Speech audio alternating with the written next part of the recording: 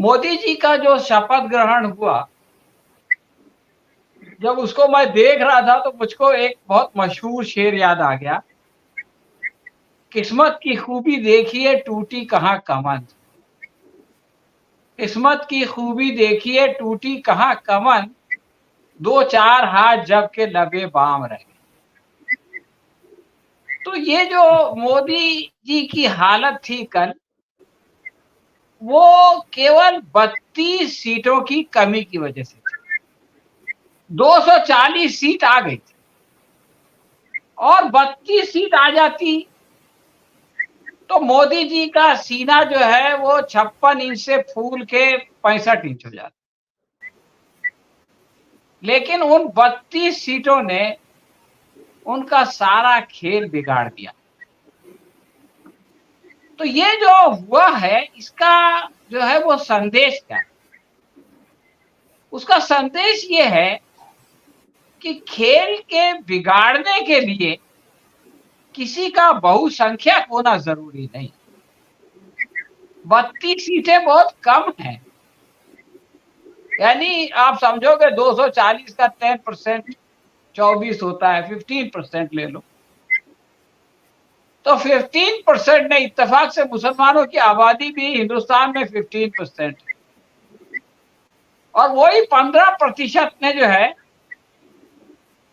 वो मोदी जी की हालत खराब कर दी। यानी आप ये समझ लीजिए कि ये जो मुसलमानों के बारे में कहा जाता है कि अब्दुल पंचर वाला, तो वो अब्दुल पंचर वाले ने जो है वो पंचर बनाते बनाते मोदी सरकार की हवा निकाल दी। एक शायर ने कहा है, अभी तो वक्त है ये फैसला कर लो तो बेहतर है। यानी अभी अपने से चले जाने का फैसला अगर मोदी जी कर ले तो ये उनके लिए बेहतर है। अभी तो वक्त है ये फैसला कर लो तो बेहतर है। बिछड़ने का जरा बिछड़ने का जरा सा हौसला कर लो तो बेहतर है।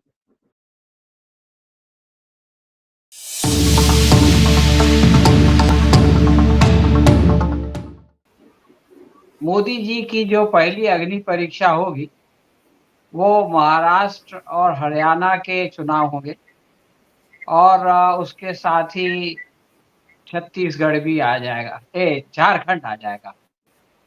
और इन तीनों राज्यों में बीजेपी की हालत अच्छी नहीं है बल्कि खराब है।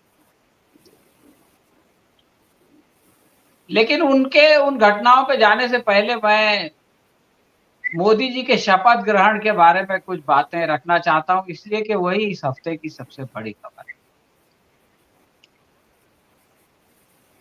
मोदी जी का जो शपथ ग्रहण हुआ, जब उसको मैं देख रहा था तो मुझको एक बहुत मशहूर शेर याद आ गया।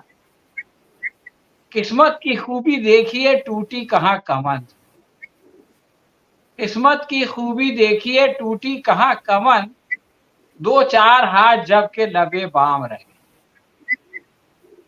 तो ये जो मोदी जी की हालत थी कल, वो केवल 32 सीटों की कमी की वजह से थी।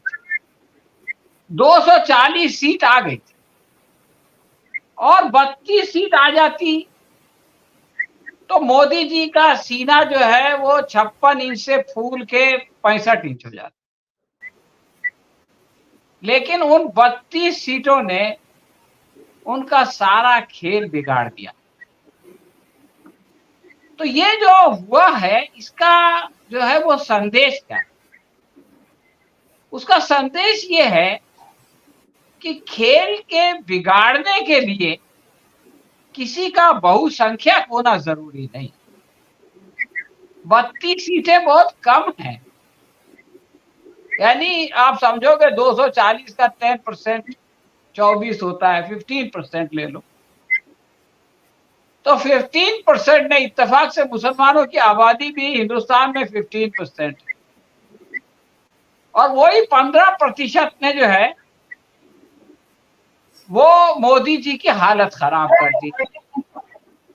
यानी आप ये समझ लीजिए कि ये जो मुसलमानों के बारे में कहा जाता है कि अब्दुल पंचर वाला, तो वो अब्दुल पंचर वाले ने जो है वो पंचर बनाते बनाते मोदी सरकार की हवा निकाल दी। और ये हुआ क्यों? 2014 में मोदी जी आए, उन्होंने कहा कि भाई सबका साथ सबका विकास होगा और अच्छे दिन आएंगे। तो मुसलमानों ने सोचा कि अच्छा है भाई, जब सबका साथ लिया जा रहा है, सबका विकास किया जा रहा है, तो हमारा भी हो जाएगा, कम या ज्यादा। अच्छे दिन आएंगे तो हमारे भी आएंगे, थोड़े या ज्यादा। तो मुसलमान जो है उस मोदी को भूल गए जो 2002 में जिसने की गुजरात में दंगे कराए थे। उन्होंने छोटा सोचा, चलो आगे की सोचो, बहुत ज्यादा परेशान नहीं हुए। 2019 में मोदी जी ने कहा कि भाई हमने घर में घुस के मारा पाकिस्तान में, इसलिए कि उन लोगों ने पुलवामा में हमारे सैनिकों को मार दिया था। मुसलमानों ने सोचा चलो अच्छा है कि भाई उन्होंने हमारे सैनिकों को मारा, तो इन्होंने जाके घर में घुस के मारा। बाद में अब सत्यपाल मलिक साहब जो वहां के राज्यपाल थे, उन्होंने अपने इंटरव्यू में बताया कि वो कहानी तो कोई और ही थी, और वो जो है वो जिस तरफ इशारा किया जा रहा था वो सही नहीं था। और सत्यपाल मलिक साहब की बात पे इसलिए भी विश्वास होता है कि इस घटना को 5 साल से ज्यादा हो गया, इतने सारे सैनिक जो है वो मारे गए, लेकिन सरकार ने उसकी इंक्वायरी करा के एक रिपोर्ट नहीं रखी कि भाई देखो इतना बड़ा हादसा हुआ, छोटी छोटी बातें होती हैं, उस पर इंक्वायरी होती है, उसकी रिपोर्ट आती है, सारी डिटेल्स आती है, लेकिन पुलवामा पे कोई रिपोर्ट मेरी नजरों से तो नहीं गुजरी। तो खैर चलो 2019 भी गुजर गया, अब 2024 आया, तो पता नहीं मोदी जी को क्या हो गया। खास तौर से पहले चरण के चुनाव के बाद, मंगलसूत्र के बाद उठते बैठते मुसलमान, उठते बैठते मुसलमान। तो मुसलमानों ने सोचा कि यार अब अपने को भी कुछ ना कुछ करना पड़ेगा, कम से कम अपना वोट ही दे दो। मोदी जी जो है वो बार बार कह रहे हैं वोट जिहाद हो रहा है, वोट जिहाद हो रहा है, तो चलो अपने वोट का इस्तेमाल करो ठीक ठाक। और सिर्फ मसला मुसलमानों का नहीं था, मोदी जी ने जाकर के कह दिया कि साहब कांग्रेस आएगी तो राम मंदिर पे बाबरी ताला लग जाएगा और बुलडोजर चल जाएगा। अब इससे हिंदू भी परेशान हो गए कि यार आखिर ये आदमी चाहता क्या है, बोलता क्या है। और आप देखिए कि अयोध्या समेत पूरा मध्य उत्तर प्रदेश साफ हो गया, यानी जिसको आप कहते हैं सुपड़ा साफ हो गया, सिवाय ब्रिजभूषण के जो कैसरगंज में जीता है, जिसको नहीं जीतना चाहिए था, एक सीट नहीं मिली बीजेपी। तो ये जो इन्होंने मुसलमान मुसलमान करके मुसलमानों को नाराज किया, और सोचने समझने वाला जो हिंदू समुदाय था उसको भी नाराज किया, और इस तरह से काम खराब हो गया। अब आप देखिए कि अयोध्या में जो है वो बीजेपी हार गई, उसके खिलाफ जो कुछ भी एक्स पे हुआ है, जिस तरह के अयोध्या वासियों को बुरा भला कहा गया, यहां तक कहा गया कि बाहर के लोग वहां जाएं तो लोकल लोगों से कोई सामान नहीं खरीदे ताकि उनका फायदा ना हो, और भी तरह तरह की बातें। एक साहब ने कहा कि अच्छा ही हुआ राम जी जो है वो भालुओं को और बंदरों को लेके गए, अगर इन अयोध्या वासियों को अपने साथ लेके जो है वो वहां रावण की लंका में जाते तो ये लोग जो है वहां का सोना लेने के लिए कुछ सौदेबाजी करने लगते। इस तरह की बातें लोग लिख रहे हैं, मतलब अपने नाम के साथ, अपनी तस्वीर के साथ। और आपको जान के ताज्जुब होगा कि गाजियाबाद में हिंदू सुरक्षा दल के 2 नौजवान गिरफ्तार हुए। ये वो नौजवान है, आप इसकी क्रोनोलॉजी देखिए कि ये लोग जो है वो जनवरी में एक मस्जिद में जाते हैं और मस्जिद में जाके गाली गलौज करते हैं, पुलिस इनको पकड़ती है और प्यार समझा मना के छोड़ देती है। उसके बाद दिल्ली आते हैं और आकर कन्हैया कुमार को स्टेज पे चढ़ के थप्पड़ मारते हैं। कन्हैया कुमार जो इनके खिलाफ एफआईआर नहीं दर्ज कराते, छूट जाते। अब अयोध्या के बारे में इन्होंने ऐसी खराब वीडियो बनाई कि योगी सरकार को इनको गिरफ्तार करना पड़ा। पहले एफआईआर दर्ज हुई, यानी अयोध्या वासियों को इतना बुरा लगा। आपके इंदौर के शायर थे राहत इंदौरी, उन्होंने एक शेर कहा था, लगेगी आग तो आएंगे घर कई जद में, यहां पे सिर्फ हमारा मकान थोड़ी है। पहले मुसलमान आए, फिर कन्हैया कुमार आए, फिर सारे अयोध्या वासी आ गए। तो ये जो इन लोगों ने इन 10 सालों में जिस तरह का वातावरण बनाया, जिस तरह की मानसिकता बनाई, उसकी जो है वो कीमत ये लोग चुका रहे हैं। शपथ ग्रहण में मोदी का जो हाल था, हमारे एक दोस्त थे मेरे साथ बैठे हुए, उन्होंने कहा यार ये तो रोते रोते बचे। मतलब ऐसा लग रहा था कि अब रो देंगे तब रो देंगे, लेकिन ये कि किसी तरह उन्होंने अपने आप को रोने से बचा लिया। एक शायर का शेर है, हर खुशी में कोई कमी सी है, हंसती आंखों में भी नमी सी है।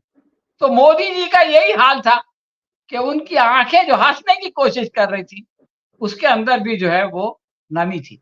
अभी जिक्र हुआ, राणा डे साहब ने कहा कि मंत्रिमंडल में 5 अल्पसंख्यक है, लेकिन कोई मुसलमान नहीं है। सही बात तो यह है कि मुझको इसका कोई अफसोस नहीं। मोदी के मंत्रिमंडल में आदमी करता क्या है मोदी के आगे सर हिलाने के अलावा? और अगर उसमें मुसलमान नहीं है तो मुझको क्या अफसोस है? होना भी नहीं चाहिए। नहीं दिया वोट तो उन्होंने नहीं दिया। तो इसमें मैं समझता हूं कि कोई अफसोस की जगह नहीं है, कोई इतनी अच्छी जगह नहीं है वहां पर कि जहां जाने का इंसान को दुख हो।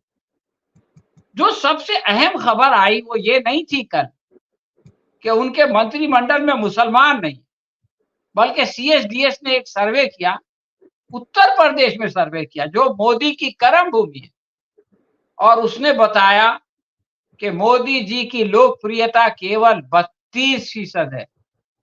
एक जमाने में ये लोकप्रियता 70% थी, वो घट के 32 पे आ गई है। और उसके साथ ये भी बताया कि राहुल गांधी की लोकप्रियता उसी उत्तर प्रदेश में 36% है। ये है अहम खबर, ये वो बात है, ये वो सच्चाई है जो भविष्य पे असर डालने वाली है। तो इसलिए मोदी जी को चाहिए कि वो इन सच्चाइयों को एक्सेप्ट करें और अपना झोला जो है वो उठा के निकलने की तैयारी करें। उनके लिए अच्छा मौका था। एक शायर ने कहा है, अभी तो वक्त है ये फैसला कर लो तो बेहतर है। यानी अभी अपने से चले जाने का फैसला अगर मोदी जी कर लें तो ये उनके लिए बेहतर है। अभी तो वक्त है ये फैसला कर लो तो बेहतर है, बिछड़ने का जरा सा हौसला कर लो तो बेहतर है।